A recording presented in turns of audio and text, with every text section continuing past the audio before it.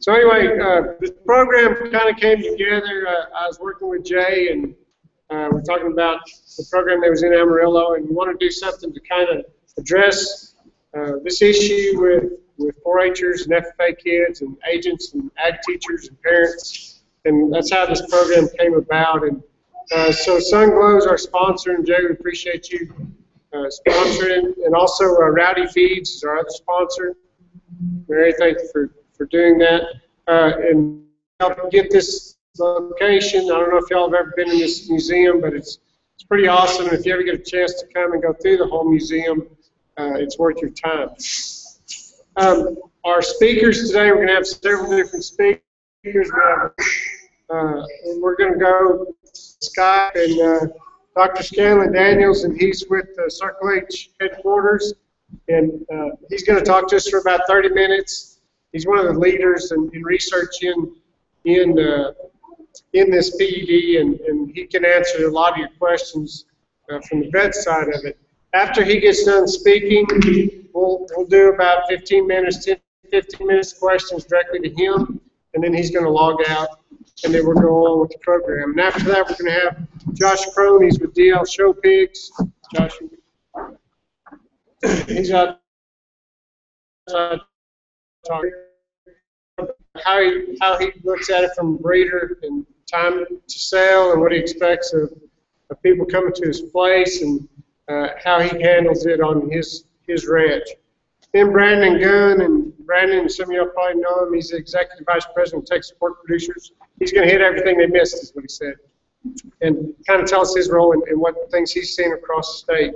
And after that, we're going to have Brandon and Josh, and then Jay Winter come up here, and Jay's with the Swine Health Commission. He's with Wintex Farms, and we'll have them all three come up here and kind of do a panel discussion. So if you have one of those people, one of those three can definitely address that question. So if there's not any questions, we'll go ahead and get started and turn it over to Dr. Daniels. Steve, are you good? Okay.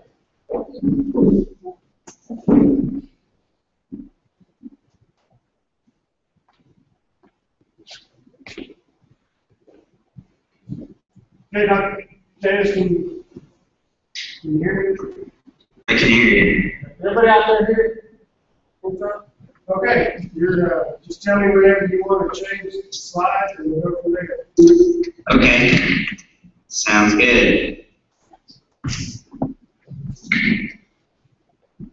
All right, so my name is Cameron Daniels, and I'm a veterinarian in Dalhart, Texas, with Circle H headquarters. And we can go to the next slide. A little bit of background. We have several facets to our business. We celebrated a milestone this spring, having been in business for 10 years now in Dalhart.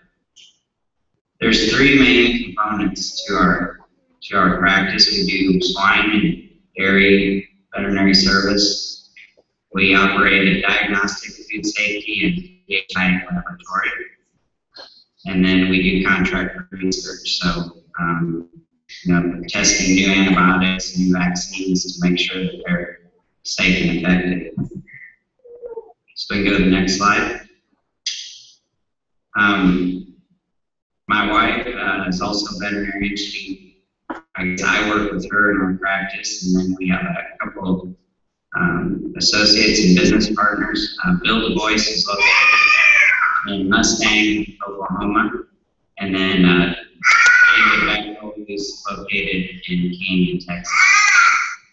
In our laboratory, there's 8 people working full-time, and then we have a crew that does some on-farm and helps out with research projects, and then one person that helps with the administrative stuff.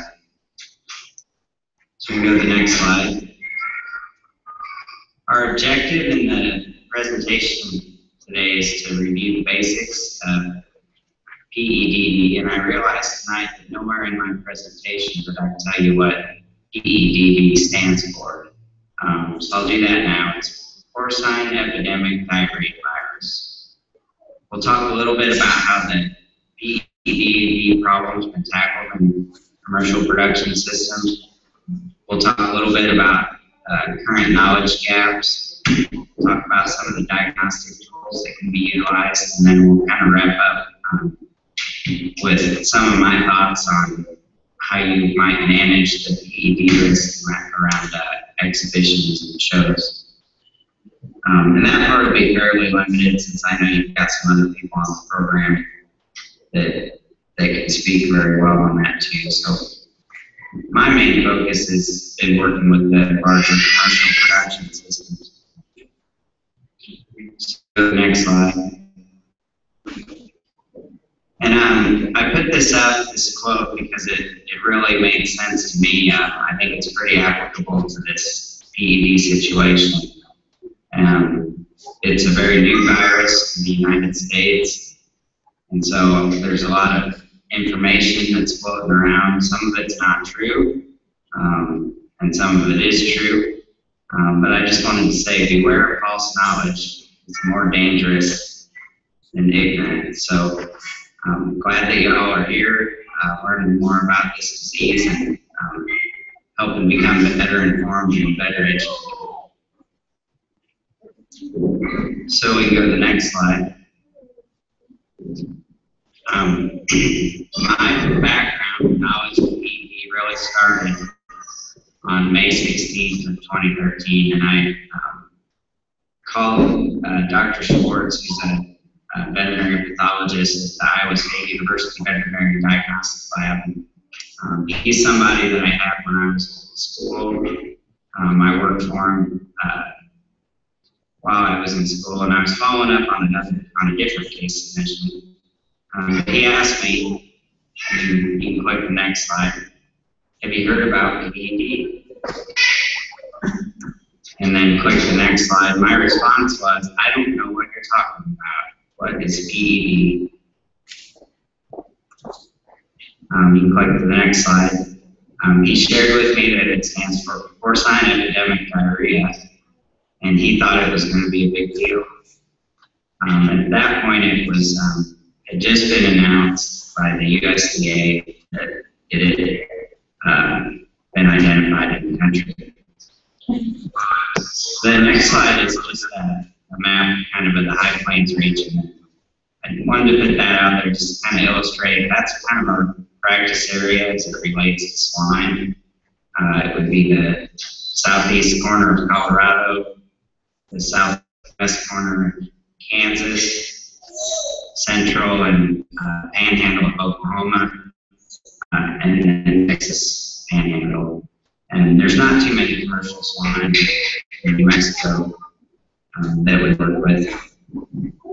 The next slide then shows starting with week 23 of last year, which would have been the first weekend of June, is when our PED problem started in the High Plains region.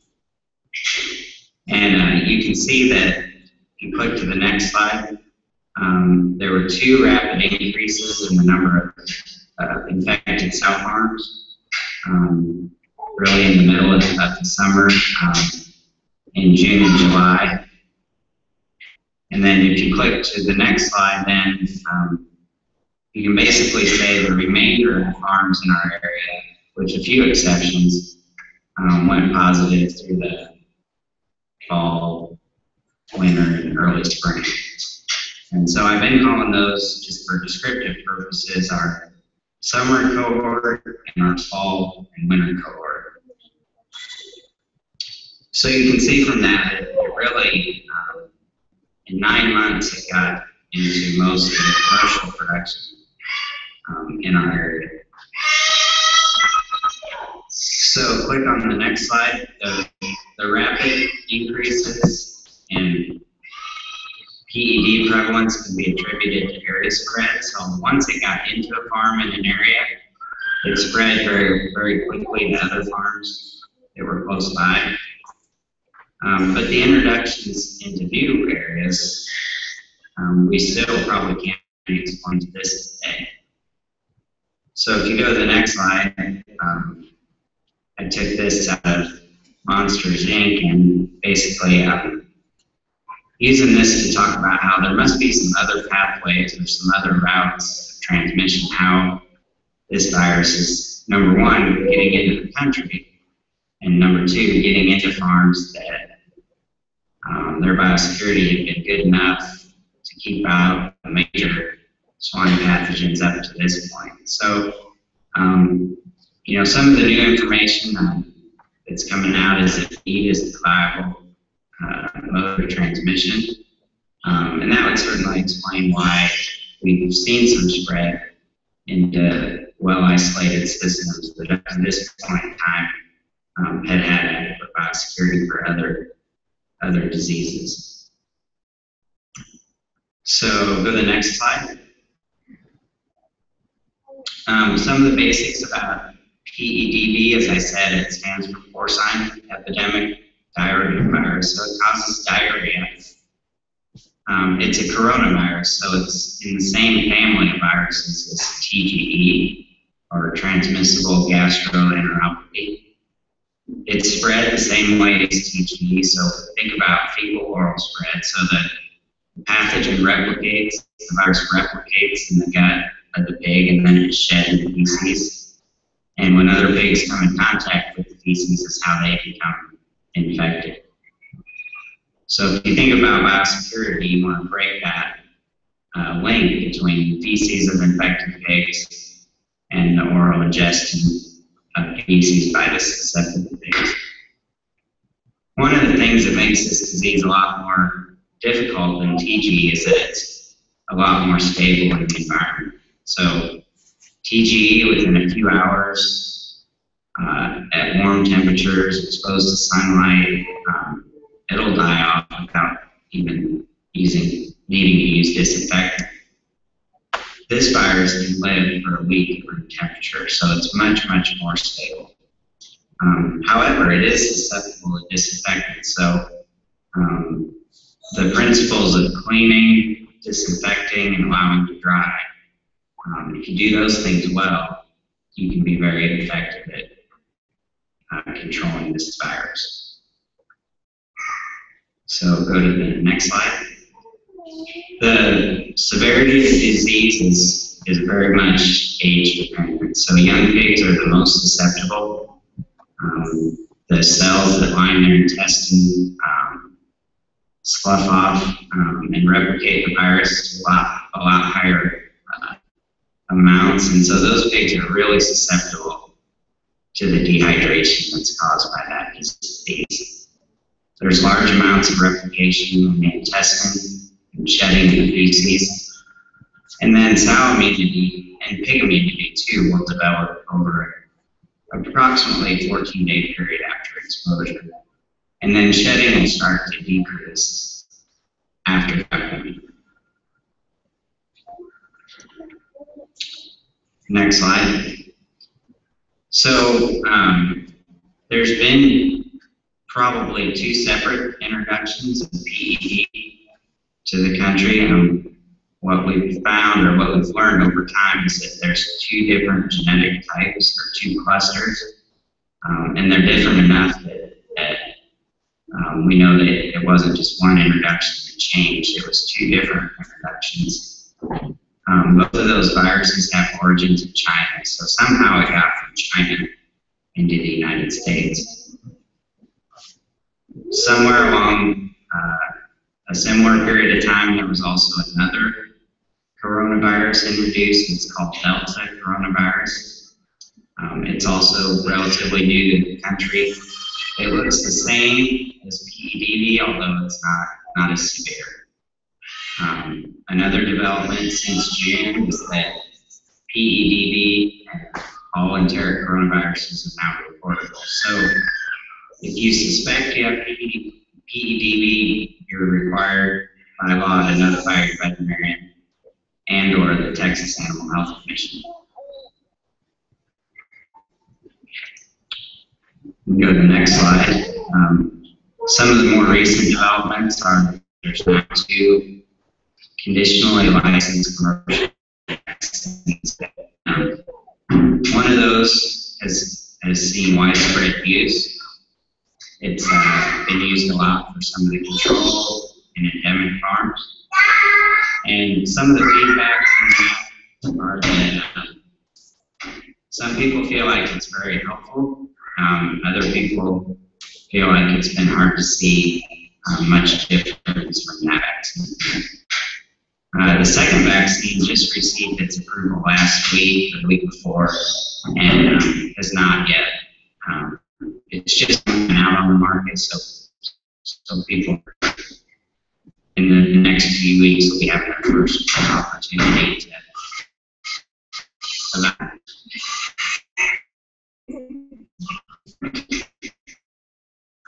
okay, go to the next slide.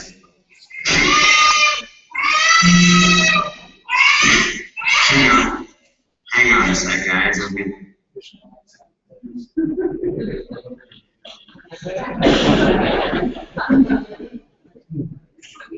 He told me when we first saw him, his wife was going out there and he had all 4 kids. So.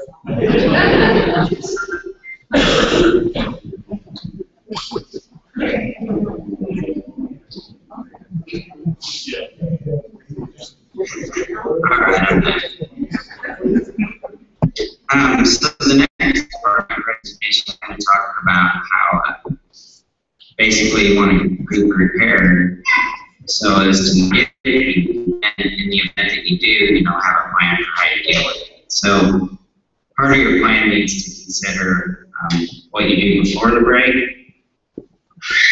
what you do during the break, and then what you can do after the break to minimize the effect of the disease.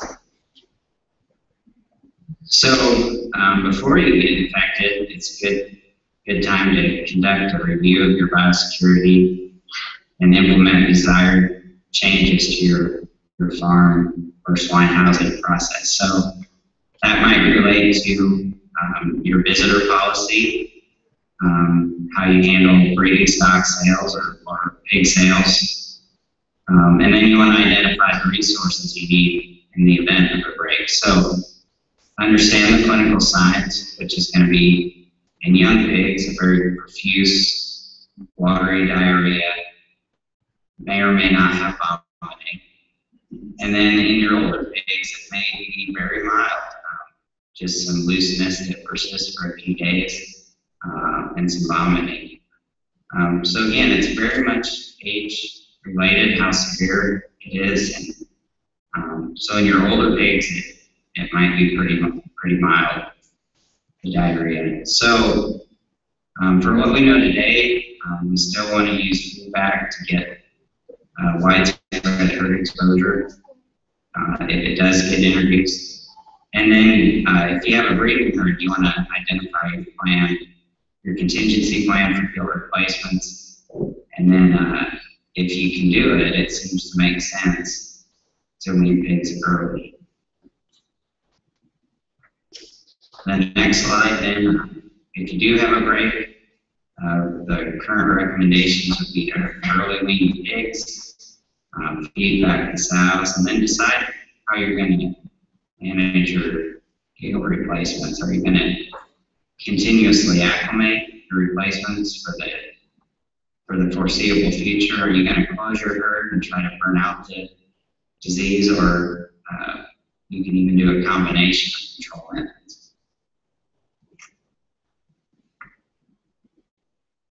The next slide then on early weaning pigs. It appears that pigs do better off the sow since she gets sick and won't be milking normally. So it's better to provide those pigs another source of nutrition with some solid feed. And quick implementation is important. The longer those pigs are on the sow and not receiving nutrition from her, the more they go backwards. For the large systems, that's meant that they need to have a plan already worked out on how they're going to transport those pigs off the sow farm, and then how they're going to feed them the most appropriate diet. The next slide on feedback and stats. As I said, the goal is to get uniform exposure in a short period of time. That way the population can start to develop immunity and you can decrease the amount of shedding that's present on the farm. Next slide on the gilt plan. If you do decide you want to acclimate gilts going forward, you need to decide where and how long you might want to do that. There's some things on farrowing house flow changes on the next slide, and this would be more relevant to continuously farrowing farms. So if you batch farrow, this isn't going to be probably as relevant.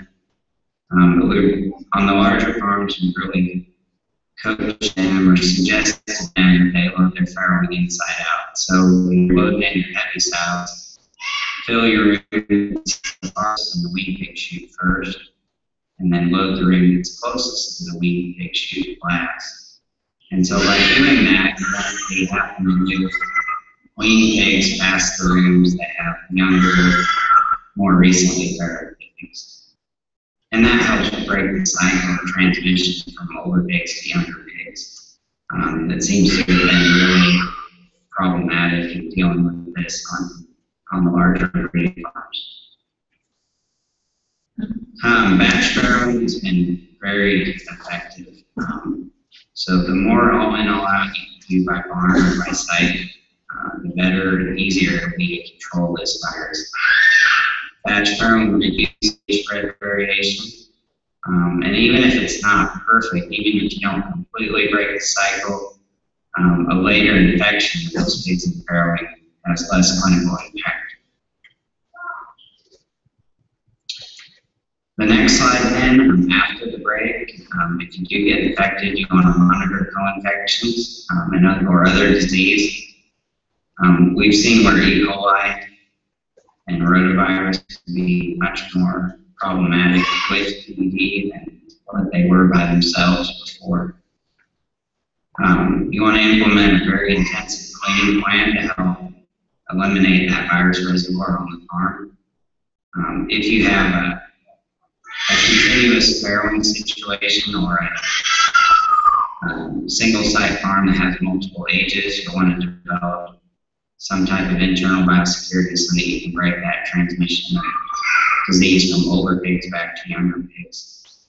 And then monitoring the pigs in the environment for infection will help you gauge your success in doing all those things.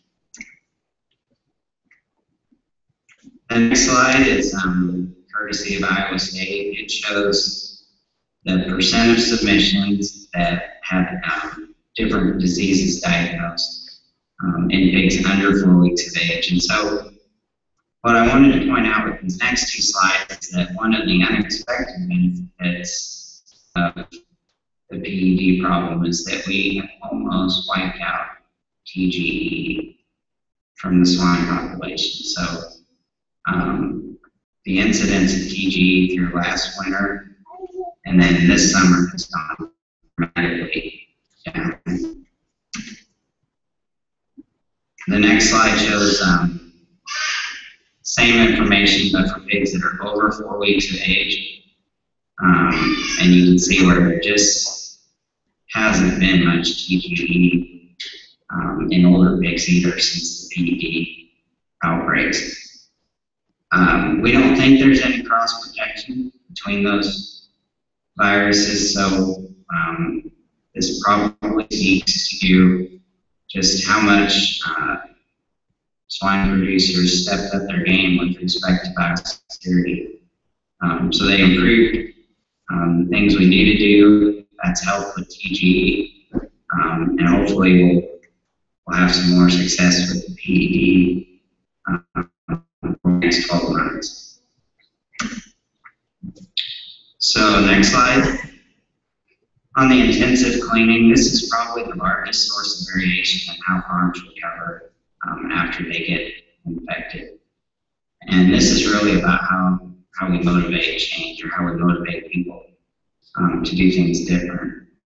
What we've seen with this disease is that just doing what we've always done a little bit better doesn't seem to be adequate. We've really got to start from the ground up and re-engineer, redo all our processes to make them more effective. And what I would say is, really clean a farming house well after a PED break takes 10 amount of time and labor as what you might have allocated to it before PED. And so that's a big investment. The payback has been the lower mortality that you get with PED control, and then you also get a lot heavier weaning weight. So that's been kind of a unexpected or surprise benefit from some of the intensive cleaning efforts. The next thing, develop a standardized plan with all the steps. So the things that help with PED cleanup are having hot water wash. One of the things we've learned is when you're using high pressure power washers, you get a lot of backsplash all around your room. So just like a car wash, if you spend the money and you get the works wash, they always have a low pressure rinse, and that's to get that splashback or those particles that the high pressure disperses throughout the room. You want to use that low pressure rinse to get those all washed down. You want to make sure you allow for grind time. You want to make sure that you're applying disinfectants at that appropriate rates. We've learned that good lighting is very important to good cleaning. It's hard to get things clean if you can't see where the manure or the dirt is. You want to have an inspection step before you're done to make sure that you're getting as clean as you want to. And there may be other things that you identify on your farm that are important. On the next slide then, related to internal biosecurity, food hygiene, perhaps using aprons, sleeves, and gloves in your farrowing houses. You want to dedicate materials to every airspace. In a continuously farrowing farm, when you're using the same supplies or the same clothing or the same equipment between rooms, that becomes a vector for how that disease can spread from older infected pigs back to newly farrowed pigs. On the next slide, monitoring. Your piglets and farrowing are going to be the most sensitive to infection, so they're the ones that are going to tell you if PED is still present on the farm. You can also look at pigs post-weaning. There's a lot of maternal antibody protection that pigs get from their mothers, and after weaning, that wears off. And so a lot of times, after a farm's become infected, you won't see a lot of problems in the pigs and farrowing, but you will see it immediately post-weaning once they come off mom's milk. On some of the larger farms, we've done a lot of environmental swabs to look at where that virus is hanging out in the environment. And so one of the advantages, if you put the slide in, clinical signs in pigs are an output measure. They basically tells you that we're not being successful in controlling the spread. Whereas taking swabs of your environment, auditing your cleaning steps, those are all input measures and can help prevent you from having a problem. So I really encourage people to do as much monitoring of the inputs, because that's more proactive and more preventative. Just looking at output measures and how many pigs have clinical signs.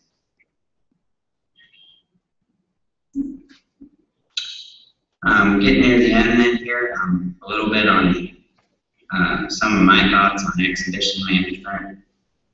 I think if you can, as much as you can separate growing pigs from the breeding herd, the more you can do that, I think the better off you'll be, because those large losses happen in farrowing.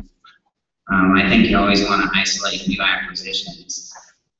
If you're purchasing new pigs or purchasing replacement gilts, isolating them away from your herd, making sure that they didn't get infected at the farm of origin recently before shipment, or even infected in transit. Same thing, bringing back pigs from a show. They got exposed to other pigs, so indirectly, they're just like a new acquisition of bringing new animals to your farm. And then if you do have animals that happen to get infected, you might want to think about maintaining negative or naive populations separate from infected and recovered populations. So there's probably going to be pigs that get this disease. Once they recover and stop shedding, there's absolutely nothing wrong with those pigs. Once they stop shedding, they're not at risk. Once virus is eliminated from the site, it's not a risk. So maintaining those populations separate can be an important management tool for getting through this disease. The next slide then has some resources. The National Pork Board at that website has some fact sheets and other information related to PED. The American Association of Swine Veterinarians, which I'm a member of, a past board member, has some information on their web. And then the University of Minnesota Swine Disease Elimination Center at this link has a tremendous amount of information. And really, it's probably the best of all the things that we've learned over the last 15 months. So I would recommend all of those as places you can go to learn more information. So that wraps up what I prepared, and at this point, I think I'll ask if there are any questions or other discussion. Okay, you have questions?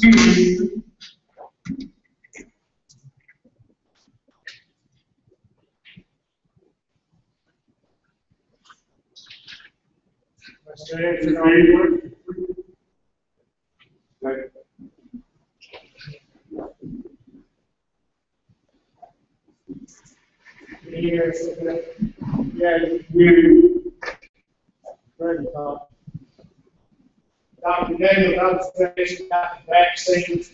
I know that Zoetis has come out with that in the last week.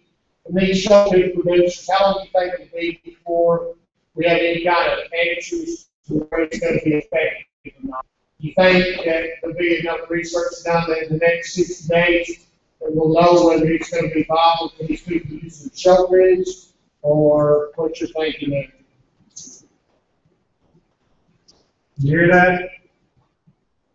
Relay.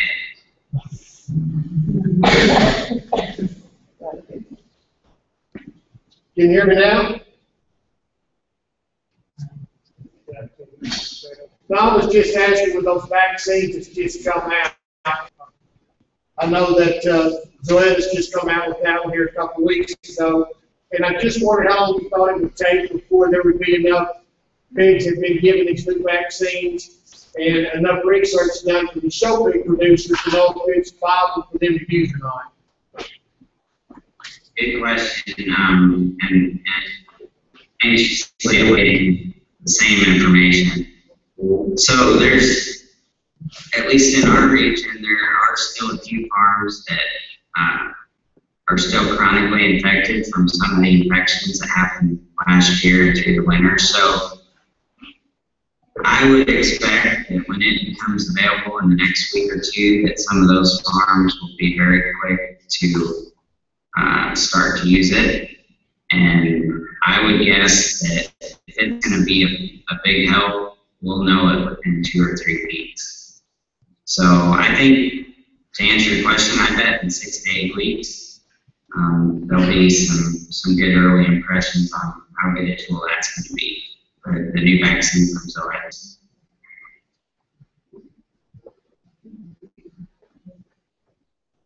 Other questions? Is there just an infected farm somewhere, some house? The question was, is there a risk of infected farms? Good question. So, since it became a reportable disease, the diagnostic labs and veterinarians and producers are obligated to report that to the USDA. So, the USDA would have that information.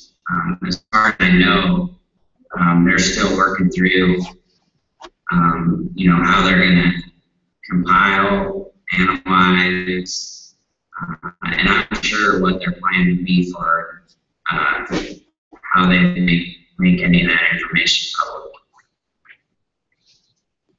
So yeah, good question. So are there any consequences for breeders who don't disclose that? Are there any consequences for breeders that don't disclose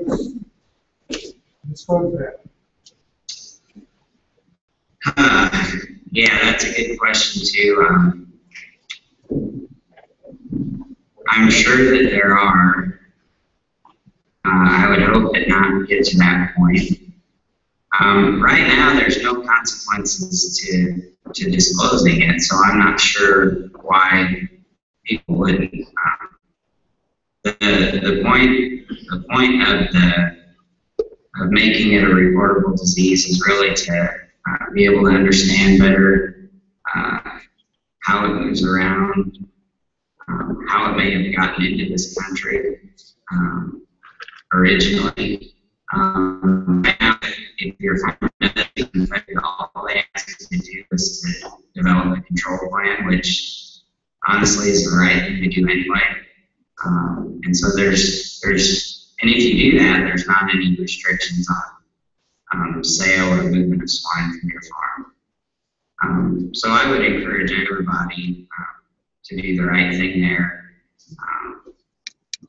and work within the regulations. Now, that said,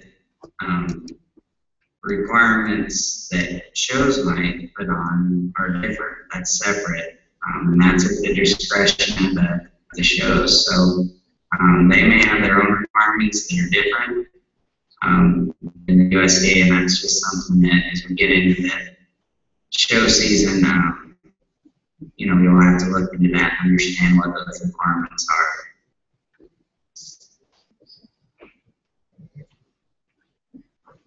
More questions?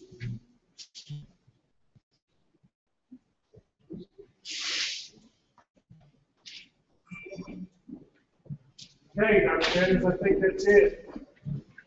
The last slide's got my email address, our office phone number, and our website. So if there's any questions I didn't answer through this presentation, you can feel free to contact me by those other methods. So thank you all. All right, we have one more question. Yeah. Is there a test to tell if your pig's had that? Question is there a test to tell if your pig's had it? Right, and I was thinking about that earlier today. I should have talked more about diagnostics, and so I'm remiss in not having it in my presentation. There are two types of tests that are available. There's antigen tests, which detect those viruses that say PEDV or the Delta coronavirus. That sample to collect to know if the virus is present is going to be feces or manure from pigs with diarrhea. So collect that sample in a bag or a tube. Freeze it if you're not going to be able to get it to the lab right away. Otherwise, work with your veterinarian and have it shipped to a diagnostic lab on ice packs. So that'll tell you if that pig is actively infected and shedding at this point in time. Now, that doesn't help you to know if they got infected in the past. Just like all diseases, animals can develop immunity and stop shedding. So after they stop shedding, then you need to look or utilize an antibody test. And so there are some, it's IFA tests, and then there's some ELISA tests that are under development. Those tests are okay on a population basis. So, if you test multiple animals from a herd, you'll get a good feeling for whether that population has had previous exposure in the past. As an individual animal test, they're not that good. So there's a high rate of false positives and false negatives still with those tests because they're relatively new. They haven't been refined.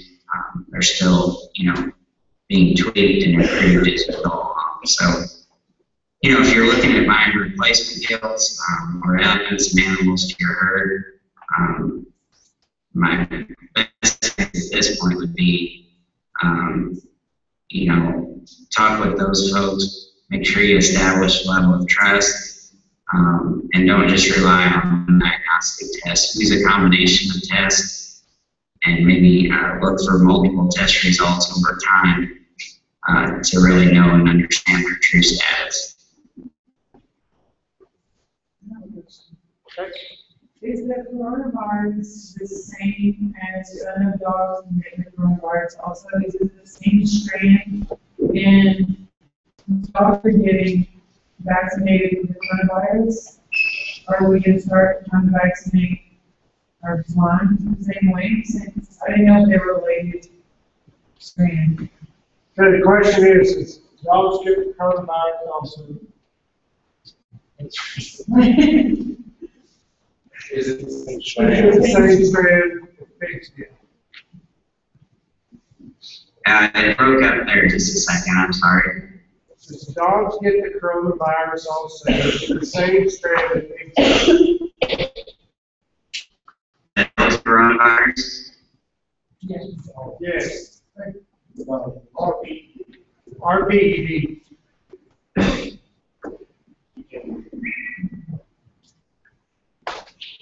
I'm not sure if I understand the question again. Could you repeat it again? The question is, does dogs get the coronavirus? Is it the same virus as pigs get? Gotcha, I missed the dog's part. No, they're totally different. They're in the same family, so some of the general characteristics are the same, but pigs can't get coronavirus from dogs and vice versa. So I wouldn't worry about dogs being a reservoir becoming infected with PEDV or vice versa. Yeah, good question. Can it spread to humans? So as far as we know, the only other species that can be infected with the PEDV virus would be bats in China. They did some work, and they feel like the origin, like before there was PEDV, there was this coronavirus in bats. So somehow it jumped from bats to China, the pig population in China, and then from pigs in China to throughout the world. The question was, can humans get it? Yeah, good question. I should have spoke to that as well.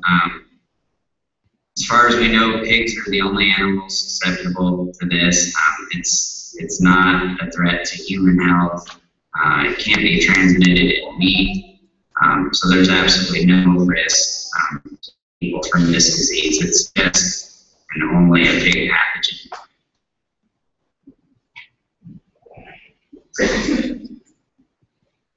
Anybody else? Okay. Appreciate you coming on with us, and we'll let you go now. One more. Oh, you got one more question? How long do you recommend isolating?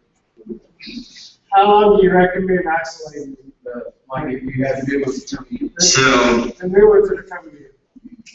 yeah. So if you've got new, say new breeding stock coming in, or pigs coming back to show, or maybe birds,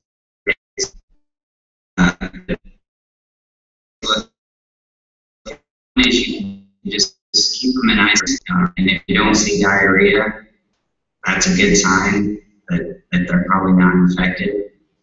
In addition to monitoring for for diarrhea or clinical signs, you can do a diagnostic test on the feces. And if they were infected before they came or got infected within transit, you would expect them to be shedding really within 1 or 2 days of coming into your isolation facility. So you can do that testing fairly quickly after they got back and know if they were shedding or not. And that would be the PCR test.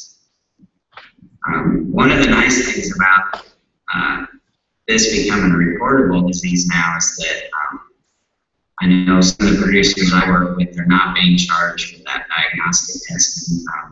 That test is being offset from you by USDA funds. So I think that's some of the upside of it being a program or a reportable disease is producers can probably do some of that testing now and have that test cost offset by the government.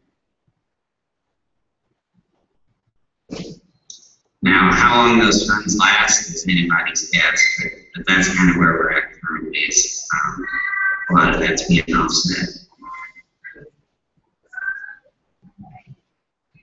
Anybody else? Okay, that's all. I thank you for your time. All right, y'all have a good evening. Thank you.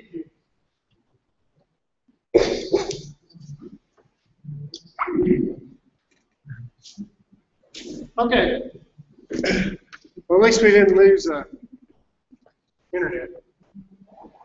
Okay, next, we have a producer here to talk to you, kind of give you his ideas.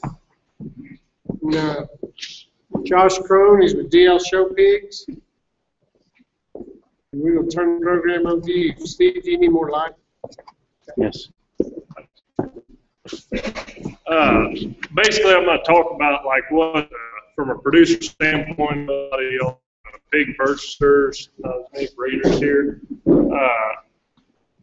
What we have is a deal in here. I was reading over it in the back. This is a real good article to read. The potential buyers visiting a swine farm. It covers the big topics of it. I'd really read it and kind of try to keep it in the back of your mind through the fall. In Texas here, we are in a fortunate place as far as a hot, dry climate. We're not as bad as the guys in the Midwest with that cold temperature. Everybody hear this better? So basically, we're getting into pig sale season time, and from a breeder standpoint, you have to understand we have a lot of money at risk from breaking with this disease. It would basically cost us a whole crop of pigs for the season. So as a purchaser, we need to have a common courtesy as far as coming to the pig farm. And like he was saying, when you do decide to go buy pigs this year, you need to get a hold of the breeder before you go to visit them, keep in good contact with them, and ask them questions if there's anything, you know, in particular they're wanting you to do. One thing you need to think about when you do go to start purchasing pig that you don't realize is a lot of y'all like to make a big trip and go farm to farm to farm, which is great, and I understand it. There's a lot of breeders and locations, and we like it when y'all do that. But at the same time, the that's coming up. We're going to have a lot of trailers coming from the Midwest, all over the country, you know, coming to one central location. So if you were to go buy pigs, just for example, that weekend, a breeder around here would probably prefer you to come in before that sale, rather than going and gathering up your pigs there from all over Timbuktu and then coming to his farm. That's just a simple deal. You don't really think about it, but from our standpoint, we'd rather you come beforehand just to eliminate some problems. When you do talk to the breeder, he may ask you, and don't take offense to it or think he's trying to find things out, he may ask you if you're going to other places before his. And that's just, you know, we hear gossip rumors, because if we do hear somebody that may have this PED, we may be a little skeptical of letting y'all come. And that needs to be understandable just from the standpoint that we have so much at risk during this time of year. When you do go to the farm, a lot of us are probably going to have signs up, biosecurity signs. That's something that needs to be looked at when you do pull up to the farm. It'll have a phone number probably on there for you to contact. The biggest thing is when you do get to the farm, try not to get out of your vehicle and go around and look for them. If you can't get a hold of them, Just stay in your vehicle till you can, just to keep from tracking around. Another thing is I know over the years, a lot of ag teachers and stuff like to come and bring your whips and pipes and stuff, which usually would have been fine, but nowadays, try to leave all your personal items in your vehicle. We may furnish you all some whips or pipes, or just ask if you can use one, just because them things, you can take them farm to farm, and them can carry it as well. Just like another thing is, you need to take an extra set of clothes with you. It sounds funny, and it's hard to find a place to stop and change, but if you are at a farm and that pig coughs and shoots crap all over your pants, we'd probably rather you not be wearing them at the farm. That's just something, because you can walk by pens. We will put plastic boots on you most times, but you still got a lot of manure, just like he said. Feces is the main carrier of this disease. And the other thing is, it's just not this disease. It carries a lot of other diseases that we probably don't want spread farm to farm. Another thing you might not think of it is a lot of y'all wear hats. I wear a hat when I go look at pigs or at my farm. First thing a person wants to do is see that big old chest board on that pig and stick that little hat down in the pen. You might as well take off your clothes, run naked through the farm, and say the end is coming. Try not to take your hat, just leave it in your pickup if you can, because any dust particles, he didn't really speak on that, but you know, they did a deal the other day where this thing is airborne 10 miles from an infected area. So any little dust particle can carry. And on top of that, we need to remember there's other diseases we're trying not to spread as well. PERS being one, circovirus, all the scour diseases. So if you can, try to just cleanliness is happiness, and try not to bring anything on. When you are looking at pigs, always be careful. A lot of us will run them outside for you to look at. We like to put our feet up on the fence. The plastic boots, and pigs will chew through them boots. When you're standing there looking at them and you don't think about it, all of a sudden you got holes in your boots and they're basically chewing on your boots.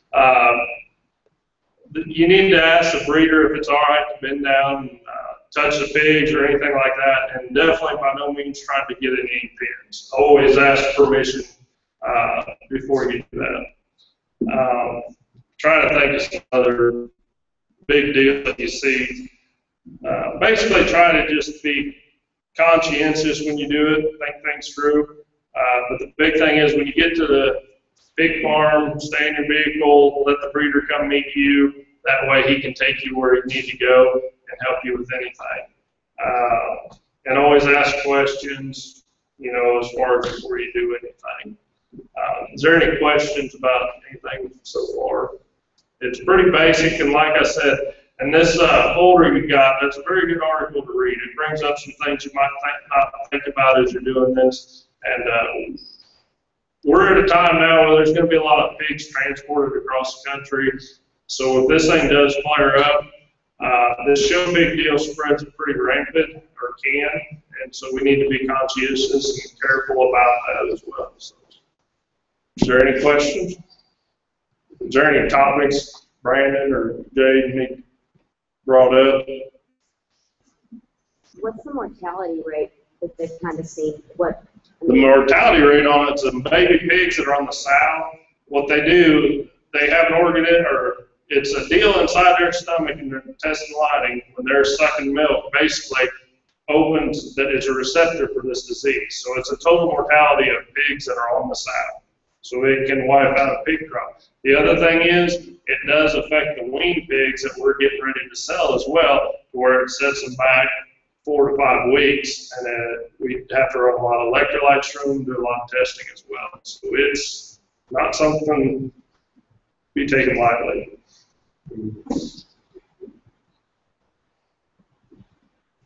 Any questions? Thank you. John. Yep. Do you know if a pig, say, gets to the 8 weeks of age and gets old, is there any residual or carryover, or is he? That's something I think we're waiting to find out. I know that they shed. I know that they shed for a certain, what do you say, 3 to 4 days is what they'll shed for. But the thing is that you need to remember that thing only has immunity for 4 weeks. So as far as being resistant to it throughout, it won't be. You can break with it again. As far as what I mean is he gonna feed? If you own a barrel that's hay, is he gonna feed like a barrel that ain't hay? that's what I don't know. We're trying to figure that out because I know there's a lot of people. I don't know if this is something that should be brought up, but it's self-infecting to prevent you from breaking with it once you get to the show. And that's something you need to talk to a veterinarian about, somebody that's a lot smarter than I am. But something to consider as well. I totally danced around your question on purpose. You did well. Thank you. Thank you, John. Next, we have Brandon Gunn, he's Executive Vice President of Texas Pork Producers. Thank you. And appreciate everybody coming out here this evening to try and become more educated on this disease that's affecting so many. We're all a part of this, and so we need to remember that. And just because, say, some of y'all don't raise hogs, and I know some of y'all in here do, but just because you don't have any sows on your place doesn't mean that you're a part of this whole cycle, because you will be traveling. There's sales going on little pigs, and they're still farrowing. And so y'all can transport it, and that's why we're here to kind of discuss it. But we all need to become educated and knowledgeable on it. One thing to kind of touch on the question of the effects of some older hogs, I guess we're really also just going to have to wait and see as we progress a little further along this year to see what happens to those show pigs. The question was posed, how are they going to be? And just some talks that I've had with some other people kind of up in the Midwest and some here in Texas last year that thought maybe they did get it there prior to some of those last couple major shows we had. You know, we talked about mortality being near 100% in those little pigs. We talked about, and Dr. Daniels discussed in those older ones, getting a case of diarrhea, kind of setting them back. You have a loss in performance, weight gain. You know, we know these show pigs, it's a kind of, you know, like a pet show. We're building them up, right? And we put a lot of time and effort and feed into them. And you think about them getting affected with this and this work, what it's going to do to them. It's going to set them back.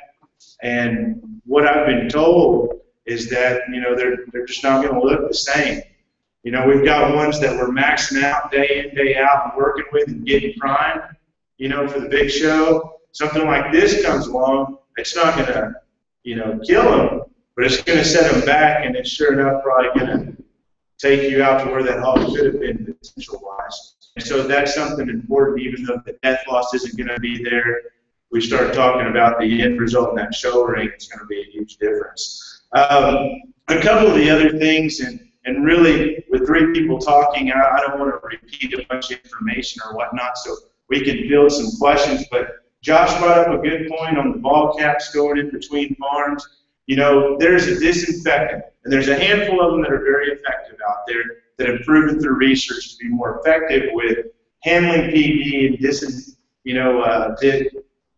inactivating the virus. One of them comes in an aerosol form, Tetrol. It's held at a handful of feed stores, and I know for a fact at Rowdy Feeds, the sponsor for this evening's deal, they carry it because I've gotten it there. Okay? I was at a farm a couple weeks ago. We had a livestock judging team come in, one of the college judging teams.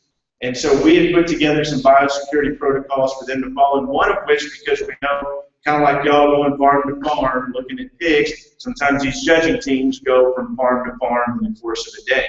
And so what we had is that Tetrol aerosol disinfectant, go on and spray head to toe, ball cap, whatnot. And again, on the ball cap thing, anything that you can leave in the vehicle, do so. And you know, we all understand it's not a beauty contest when we go look at pigs, so just come as you are, you know, but leave that stuff, because anything that manure can get on is a vector and can transport the virus, okay? So that's important to realize.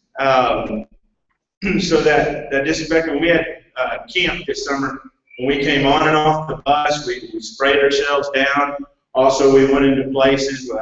one of the things that we did with the judging teams that we recommended, and we understand not everybody's going to do it, and a lot of it comes onto the farms that you're visiting to. They need to be proactive with it, you know, and maybe having some of those disposable boots if you don't, utilizing a foot bath, right, disinfectant, because one thing that you have to remember in this virus, there's still so much that's unknown, right? And it's hard to completely get rid of it or protect against it. We got to remember, Dr. Daniels a few months back had told me, and it just always kind of sticks with me, is dilution is part of the solution. And so anything we can do, we need to do, you know, with the disinfectant, because it's going to help, you know, a little bit of that.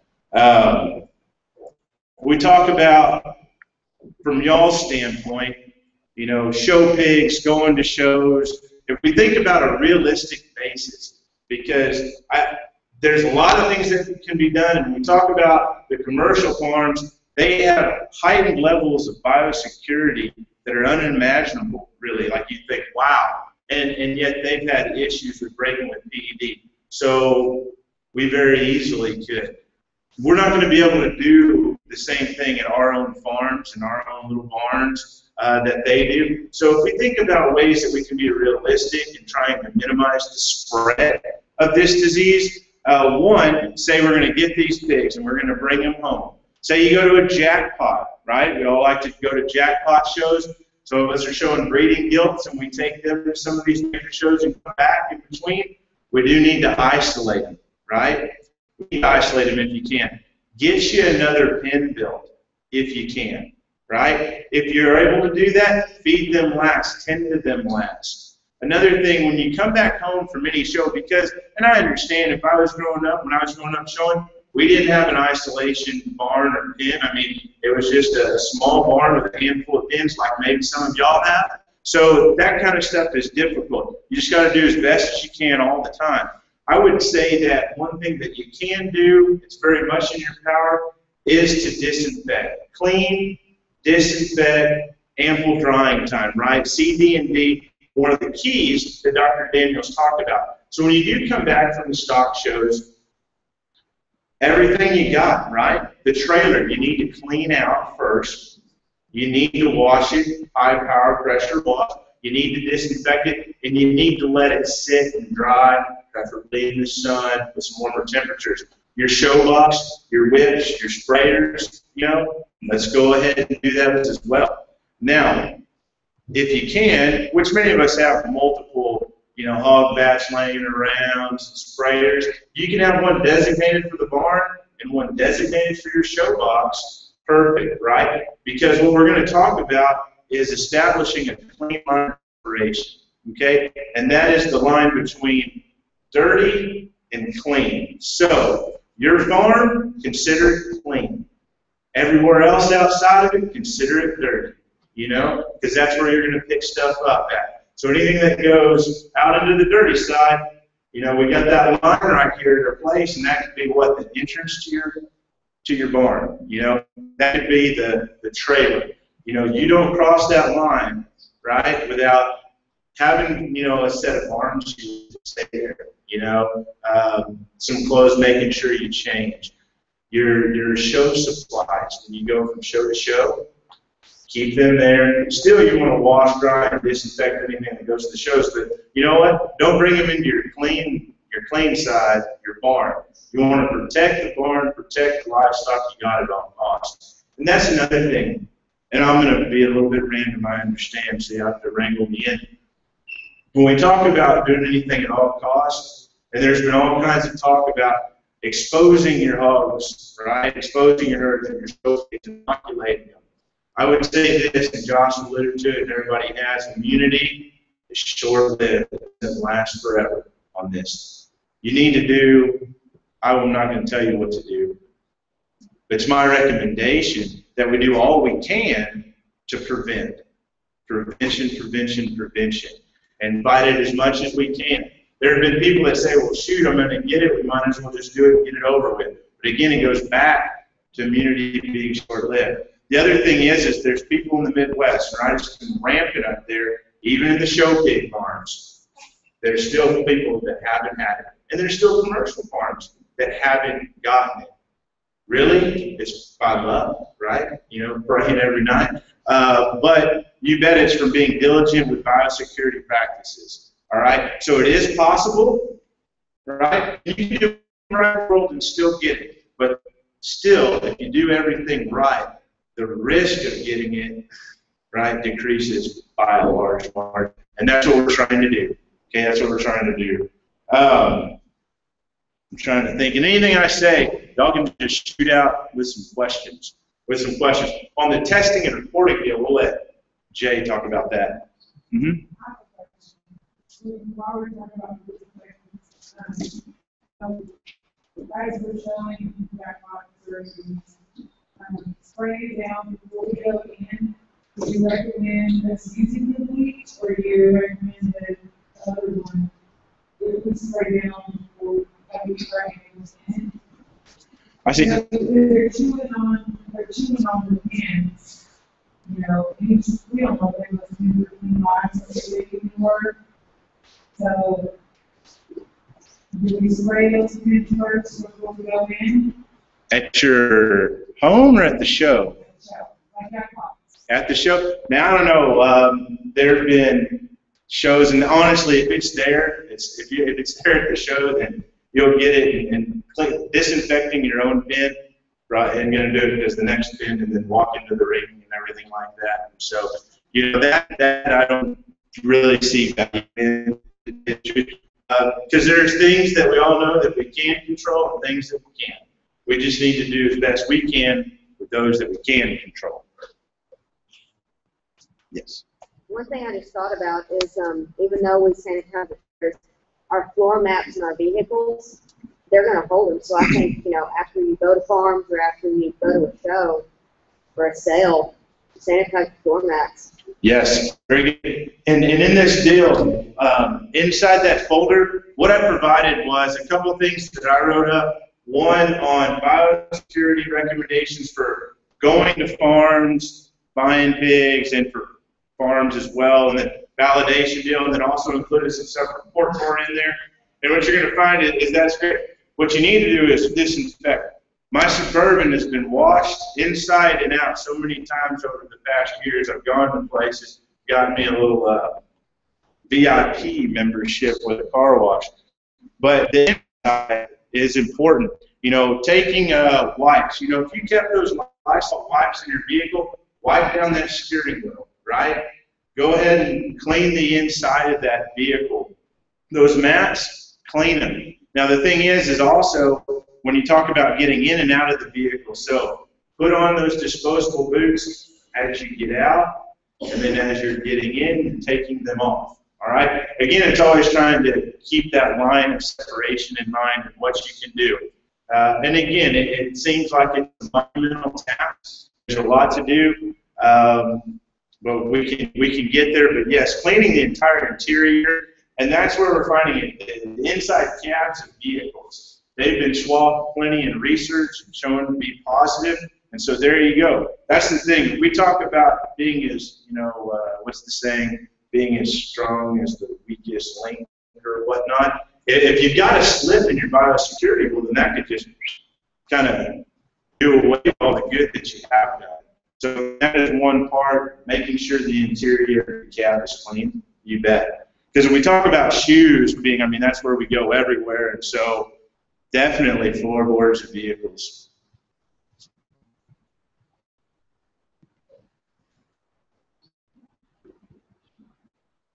Now, the one question, we can talk a little bit about the testing.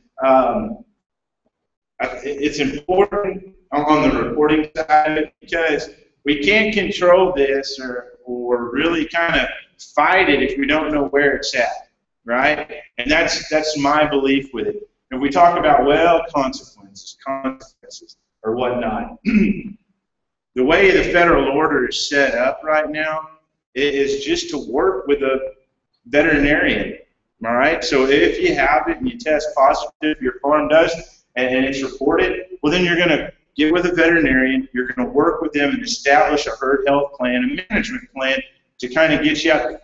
We just don't want you spreading it around all willy-nilly. Like, you know, far as quarantines and restrictions of movement, you know, we don't see that happening. But we do have to know where it's at if we're going to want to fight this properly and have a chance with it.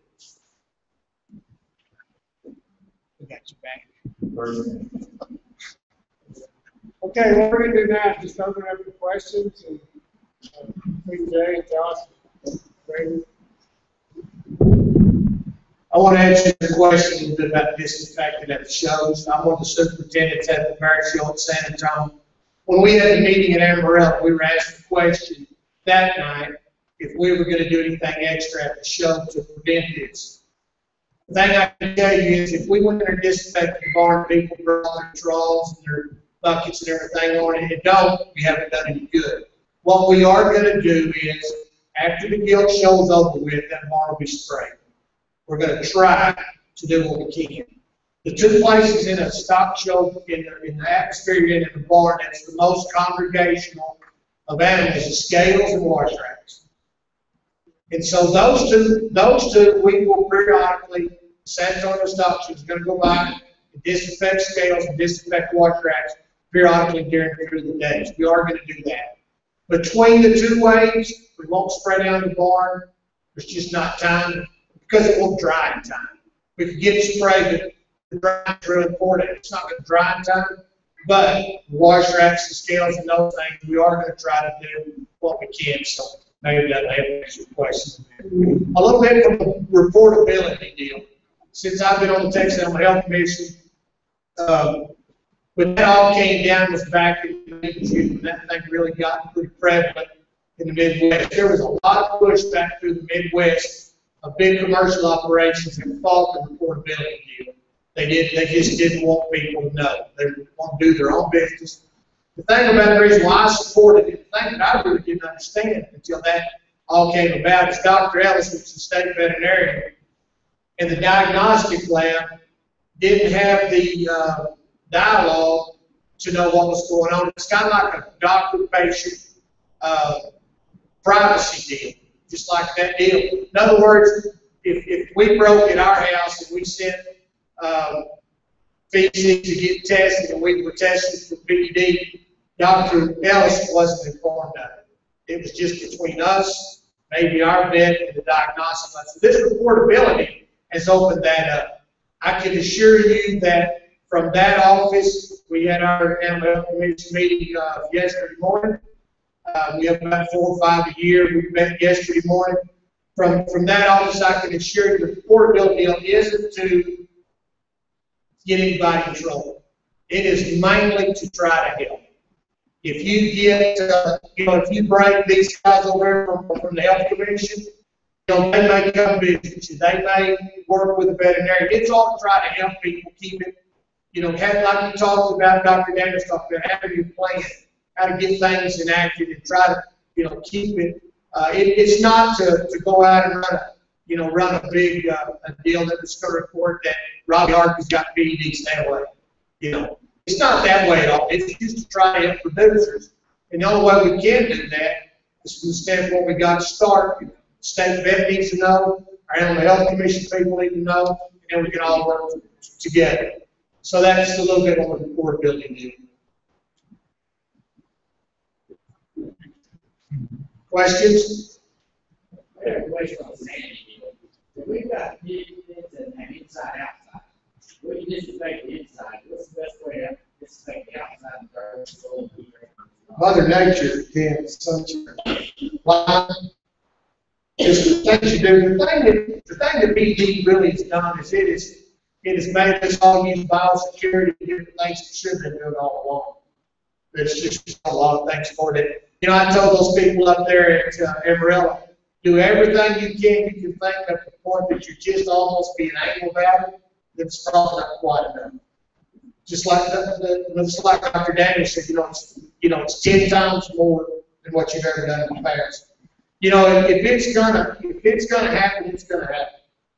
I mean, there is nothing going on right now that makes me believe that we're not going to be susceptible to it as much as we were last year. There's predictions that we're going to have one of the wettest winters we've had in 10, 12 years.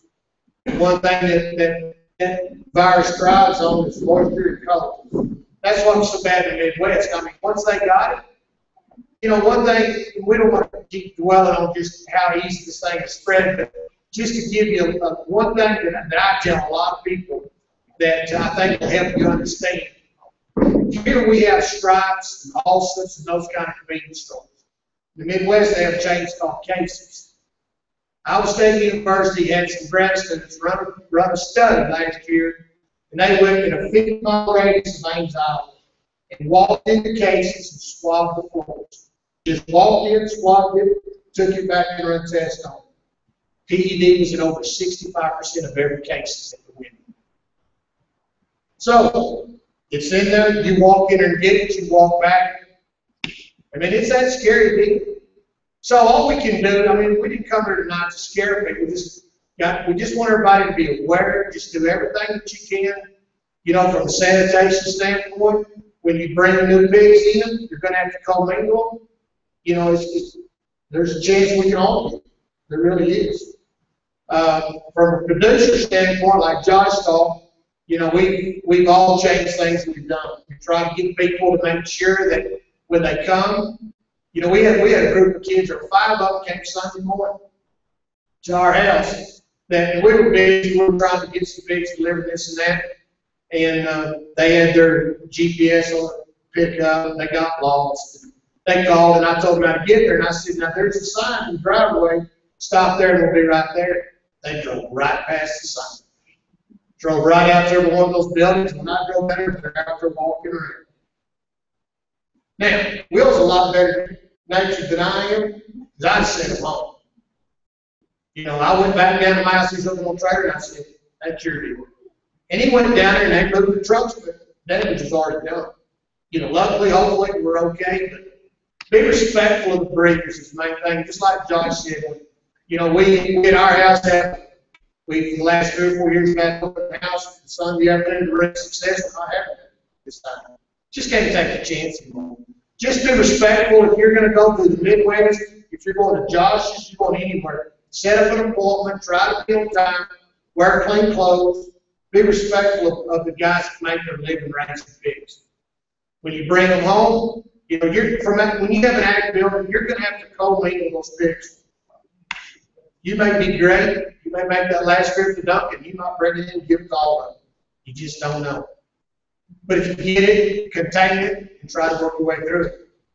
You know, we had the question asked up there. Dr. Gleason was on the panel up there. And the question was asked, do you think we should inoculate these pigs, you know, 45 days before Fort Worth? Give it to all of them. Nobody knows the answer to that. The thing I can tell you is from what my experience has been and what we listened to and seen, you're going to have the chronicles. And just like Denny asked that question, they don't ever get over it. And you don't know which one that's going to be. So, you know, I can't answer that question whether that's something, these vaccines that have just come out, there's been millions of dollars thrown at these research to get a vaccine that'll work. And this Zoetis just now came up with one in the last 2 weeks. From what I've heard, when you give it to naive animals, it's probably not doing what we want it to do. If you give it to ones that's already had it, it's helping them build more antibodies faster. So, you know, we don't know yet. So, questions? Yeah, I have one. Say you go to your place and buy a show pig, take it back. What is ample time? You have a different pen, different area. You go, before you really say, no, that I was probably not got it. Actually, I think 2 weeks. So, I think 2 weeks, if you don't have clinical signs, you're okay. If you go and buy several pigs and bring them to a certain deal, you can go and collect feces of all those pigs, mix it all together, send it off to the Texas, you'll know real quick if you want to do that. Can't fly spread. Can fly spread it? Yeah, I'm sure they can.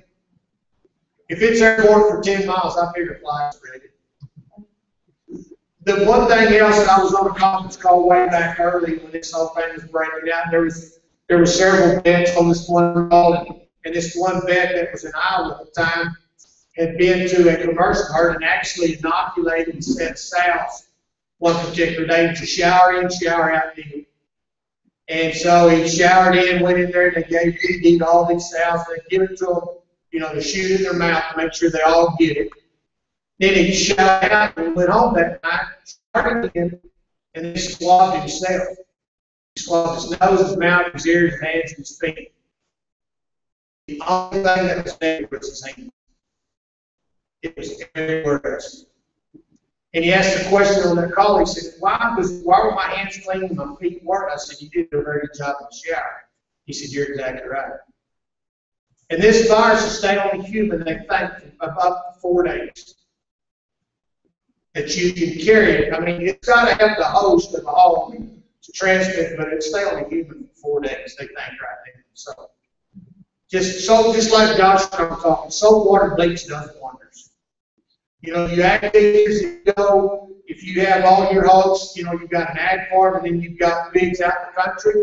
I was just telling Robert, and actually Stanley started this discount years ago. And Mark and Robert did a really good job when they come tag. But, you know, I told him, I said, take your 2 buckets, screw on lid, one bleach in it. I think Synergize is one of the very best. I said, even your snare, if it bleach, if it's snare, when you go to the next farm. You know, you just don't know, so just take every precaution that you can. I think that bleach breaks down real quick. I mean, real quick. I think it's probably the least effective we have about. And the bleach is hard on anything that's got rubbery. Constant spraying of tires, big stuff, big tire stuff. You know, we got to work, you know, last winter, I mean, every time we got to pick up or got out to pick up, we took that tech draw and we just sprayed the dash, floorboard, the steering wheel, everything we think of. I mean, just even at the feed store, those girls every night when they shut down, we spray the floor, the counter, where all people walk, Synergize every night, just trying to help. I mean, because it's something we don't know nothing about. Are we going to do something about the departments to, well, they're not going to less strict them, but are they going to take into consideration, you know, how they had to come last year and other ag teachers from another town had to come walk through and look at every pig? I don't have any idea. I don't think this probably won't change any of that at all. Because you can boot people up and hand sanitize people, and you know, I don't think that'll affect it personally.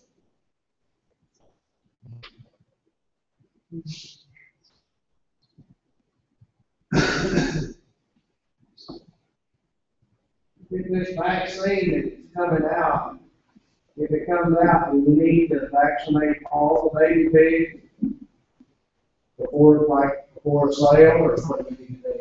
No. You just don't know because you don't know how vaccines work. You know, some vaccines make them incredibly sick, you know, for 24 hours or whatever. We'll just have to wait and see. I don't think we're going to know quick enough this year.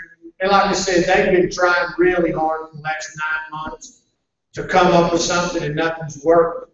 So, you know, I think it more than anything else is maybe something that when these pigs get to, you know, get them all the feed, get maybe validation time. Vaccinate everyone when you validate them something. I mean, maybe, but then we'll know something.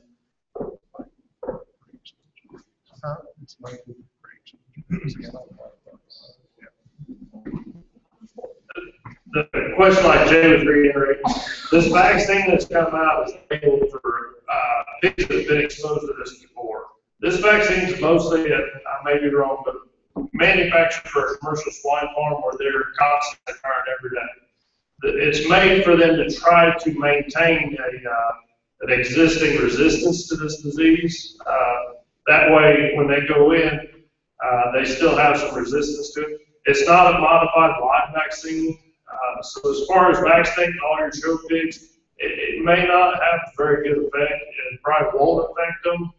It's not engineered to actually infect the pig with the disease to build immunity. It's just to build antibodies in themselves that have carried it before to try to maintain that same level before bearing.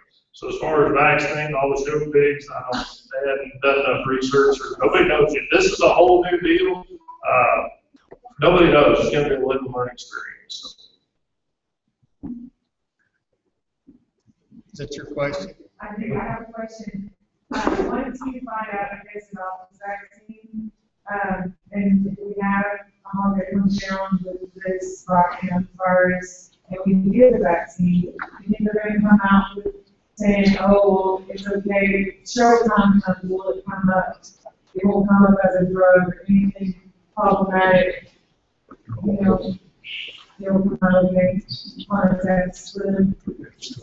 It's not going to have a withdrawal. It's not going to affect that as far as testing and showing and like that. Because if they've already had it, what most tests are testing for is antibodies. So if they've had their building antibodies, these vaccines are just trying to help them speed up building those antibodies.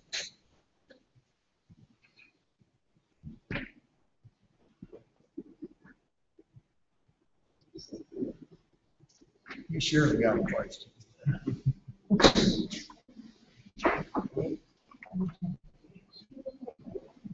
Now, one thing is the talk of vaccines definitely brings promise to everybody when you think about it and you see the headlines. But one thing I think it's important is to probably not bank or worry about that, you know, and just continue to work on the preventative measures, proper biosecurity, because we don't almost guarantee that that's not going to, the vaccine's not going to be a safeguard for us, okay? And so while there's talk and we promote it because we've had some gloomy times in the pork industry for the past year, so when we do see these advances like this, it's certainly promising. But in all reality, we're nowhere near yet where we need to be. Somebody said that if it's exposed to like 90-degree temperature, that'll kill it. I mean, so for example, if we had it on the farm. On the temperature and time relationships, the studies have shown 10 minutes at 160 degrees inactivates the virus, which when we start talking, many of us might be unaware, but there's these kind of baking facilities, truck washes that have heaters, and you can get up to that temperature. There in the Midwest and some other places. But that's probably unrealistic again for us. The other time temperature relationship that is proved to inactivate the virus is 68 degrees for a period of 7 days. So 68 degrees in 7 days. Now, I will say this is, so that's why we say, okay, the warmer weather, we're going to be okay. Now, there hasn't been any research done to show the relationship of temperature that follows the course of a day, which, gosh, we've been 100 degrees where I'm at quite often. Still, yeah, we might now, of course, even be dipping down into the 60s. So you don't know if that time period right there does anything to affect the, I guess, the effectiveness of the time and temperature on the virus. But those are the two times that have been proven. 160 degrees, 10 minutes, 68 degrees, 7 days. That's why, again, it's very important to allow your equipment trailers to sit for ample time. That's why putting them out in the sun, if you're able to, people put them in their heated garages and stuff. So when we talk about anything being able to transfer the virus that's present on there, somebody gets a load of feed or supplies shipped in, sometimes people have been putting it there in their garage that's heated and letting it sit before then they go and do anything with it. Just another measure based off of that time and temperature relationship.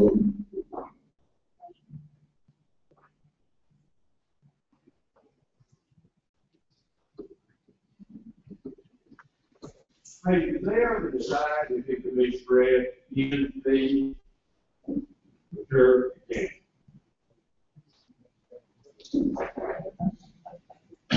They really think probably the way that this stuff come into this country was in some, when it comes to plasma, is really how they think you can read it. Tank. If you know anything about the way they process plasma, they could get to the fact that there's no way that virus could live through that heat process in that. But in the handling process, there was a, you know, forever and ever this last fall and actually into the winter, it was all the commercial sector forever. And about the time that Fort Worth come around, they started show pit guys break. The only common denominator that we could find through about 12 of those guys was all fed one particular brand food. I don't think, honestly and truly, I think a human walked into a plant, got on some bags, and here we go. They actually, Warriors in Ohio had it early, and they tested feed. It was negative, but it was on feed bags. So that's one spot. Those guys did lots of tests to try to figure out where it come from, of course. So the only common denominator there was in one particular plant, and then it got spread from there. But I also think it could have been a guy walking in from his own tin salad and spread it. So, but it can be transmitted in feed. It can be, the feed can be negative. It can be on the back. I mean, yeah.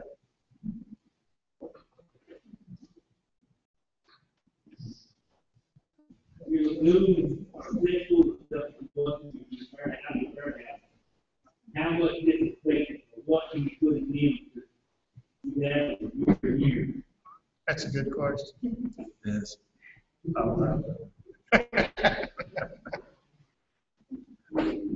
I'll be honest, he asked about legumes and whatnot, and the survivability of the virus and slurry and whatnot, it lasts. It has profound stability, actually. So honestly, in terms of being able to apply disinfectant into the lagoon or whatnot, I'm actually unsure, unaware of. When you think about the magnitude of it, I'm not sure. To tell you the truth, so that would be something that I haven't done enough reading on.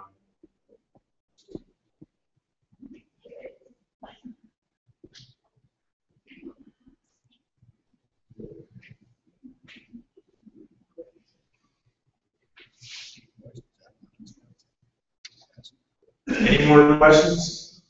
When is the video going to be available? Because I know there's not many active here, and they're the ones that need to have this information. I called there and he wouldn't have it. The Mr. Scott? And I'm not his isolate. Steve. Steve is our tech stack lab extension computer specialist. So he can answer that. Actually, I didn't realize that the laptop I have in front of me is streaming live right now. So when I stop recording, it's going to take approximately 4 hours to process, and then it'll be on the link for the Lubbock County Extension Office. But it's already being broadcasted live. The reason I have the camera in the back is a backup. Will you put it on YouTube? Yes. No. What we're going to do is it goes with the video. We're going to post the link to YouTube. It's going to be on our county Facebook page, Texas A&M AgriLife Extension, Lubbock County. You go to that page, the link will be on there once we have the link ready to post. And one thing that I would say, since we are live, right? The information that's in the package that the people have here today, this evening, there's a handful on there of documents. One, what is PEDV in the basics, general biosecurity for non-farm individuals, a transportation biosecurity guide, and then there's one that we tried to make to fit the show pig operations, and those are buying show pigs. There's that and one for validations. And so those are good within there. Those materials are available on the internet at Texas Pork's website, along with National Pork Board. They don't have a couple of the show pig ones. They do have some others as well. So going online, you can find a lot of resources as well there that can kind of help this out. I know that in our office, we've tried to get it out to ag teachers and extension agents and through various e-blasts and mail-outs, and so trying to get it out to everybody.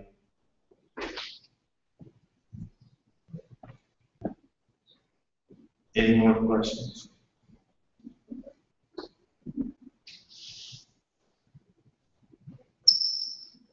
Answer them all.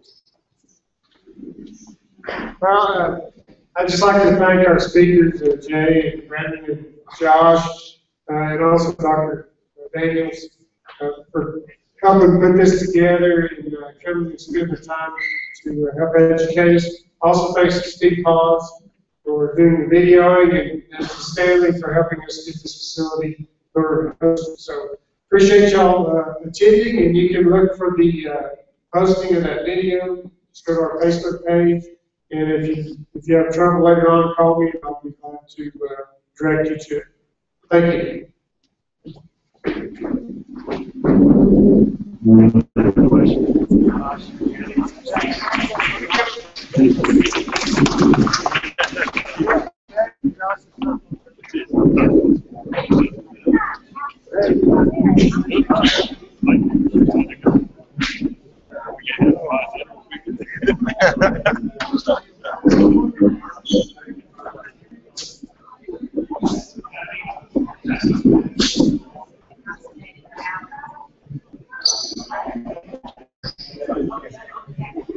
So, let's see.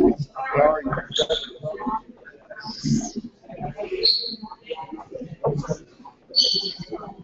you?